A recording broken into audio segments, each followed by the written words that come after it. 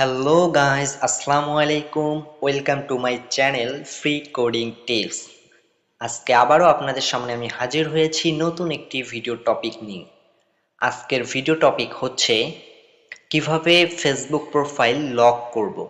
অনেকেই বলেন যে ভাইয়া, আমরা ফেসবুকে আমাদের অনেক কিছু পোস্ট করি, শেয়ার করি, সেগুলো চাই না সবাই দেখুক, কিন্তু প্রোফাইল লক করলে সেগুলো আর দেখতে পাবে না। কিভাবে আমরা প্রোফাইলটি লক করব?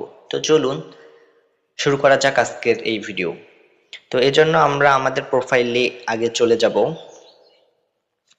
প্রোফাইলে যাওয়ার পর এখানে দেখুন এডিট প্রোফাইলের পাশে থ্রি ডট মেনু রয়েছে, আমরা সেই থ্রি ডট মেনুতে ক্লিক করব। দেন এখানে দেখুন লক প্রোফাইল নামে একটি অপশন আছে, সেই লক প্রোফাইলে ক্লিক করব।